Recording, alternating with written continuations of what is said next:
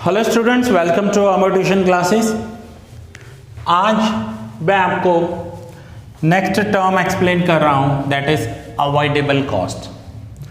अब avoidable cost की meaning क्या होती है कि कुछ मैन्युफैक्चरिंग यूनिट्स ऐसे होते हैं जहां पर वेस्टेज होता है और उस वेस्टेज का एक परसेंटेज डिसाइड होता है कि हमारा इतना परसेंट वेस्टेज होगा या होना चाहिए, और वो वेस्टेज अगर उस परसेंटेज से ज़्यादा हो रहा है तो हम उसे अवॉइड कर सकते हैं।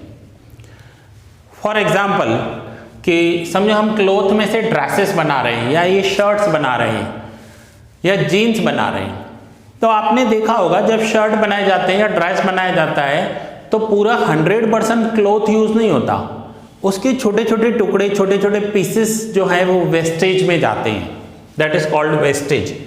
अब सपोज करो कि किसी बिजनेस के लिए वो डिसाइडेड है कि 10% वेस्टेज होता है और 10 की जगह 20 हो रहा है, सो इसे हम अवॉइडेबल कॉस्ट कहते हैं, हमें उसे अवॉइड करना चाहिए। और ऐसे बहुत सारे एग्जाम्पल्स हैं। सपोज करो कि कोई मैन्युफैक्चरिंग यूनिट जूस बना रहा है, फ्रूट जूस बना रहा है, उन्होंने 10 किलो मैंगो लिया और मैंगो में से जूस निकाल रहे हैं। अब 10 किलो मैंगो लिया तो जूस 10 किलो तो नहीं निकलने वाला, उसमें वेस्टेज निकलता है। सो वो वेस्टेज प्री डिसाइडेड है कि 25% होता है। अगर वो 25% से ज़्यादा हो रहा है तो हमें उसे अवॉइड करना चाहिए, that is called avoidable cost. So wastage है, स्पॉइल है, बहुत बिजनेस ऐसे होते हैं जिसमें ये सारा काम होता है। सो उस वेस्टेज को अवॉइड करना चाहिए, अवॉइडेबल कॉस्ट है। देन नेक्स्ट हम समझते हैं डिस्क्रिशनरी कॉस्ट। डिस्क्रिशनरी कॉस्ट का मतलब होता है कि कुछ बिजनेस जो हैं वो एडवर्टाइजमेंट करते हैं या रिसर्च एंड डेवलपमेंट करते हैं।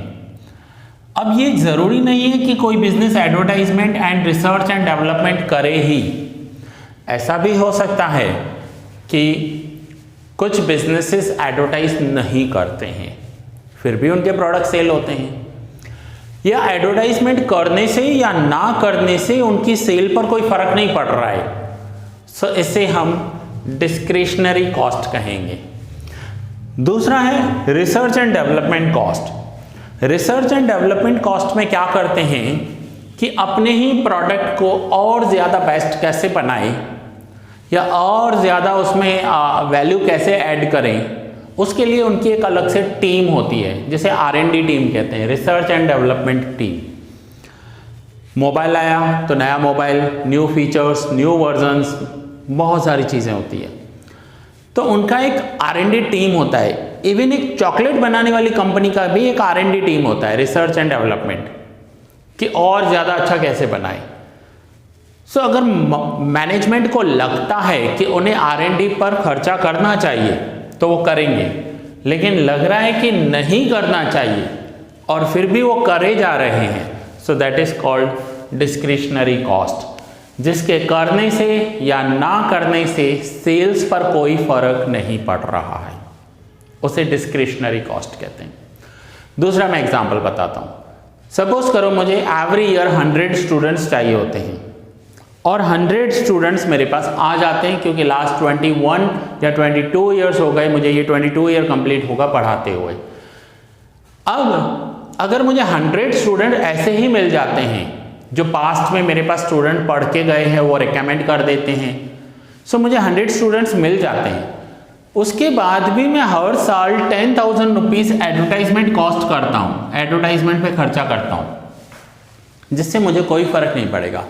अगर 100 की जगह 120 आ गए या 150 आ गए, मेरी कैपेसिटी नहीं है, मैं दिन में 6-7 घंटे ही पढ़ा सकता हूँ और उतने स्टूडेंट्स हो जाते हैं मेरे पास, और लिमिटेड स्टूडेंट्स रहते हैं एक बैच में।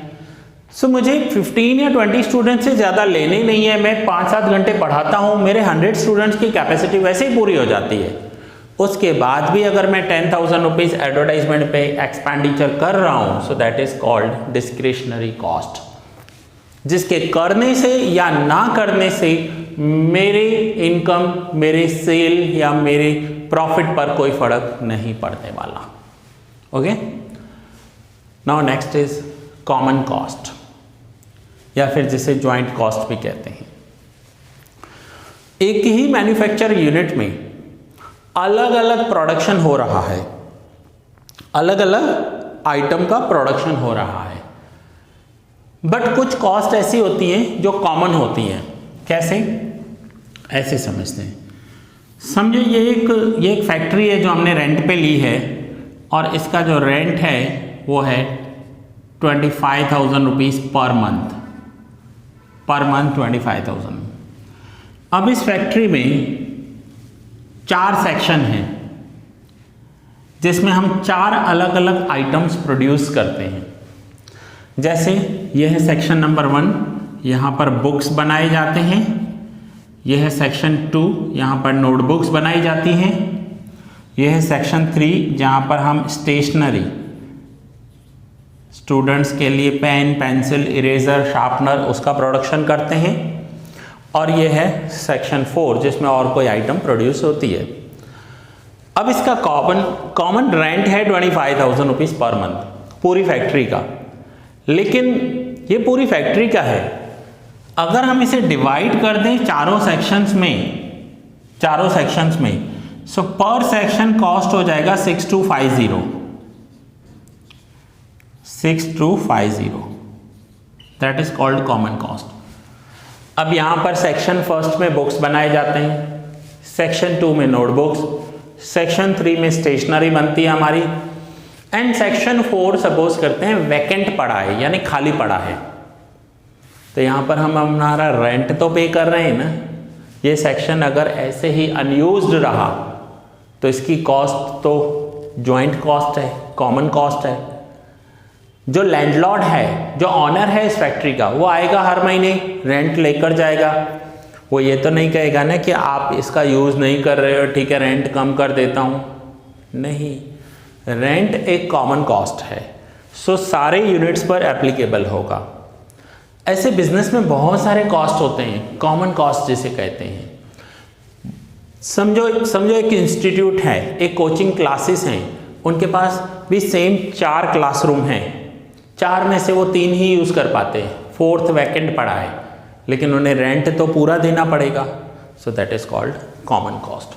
सो इस चैप्टर में से सिर्फ आपको टर्म्स आएंगे और उन टर्म्स की आपको मीनिंग एक्सप्लेन करनी है, दैट्स इट। इस चैप्टर का आपको इतना ही वेटेज है। सो ये 3 टर्म्स हमने आज समझे।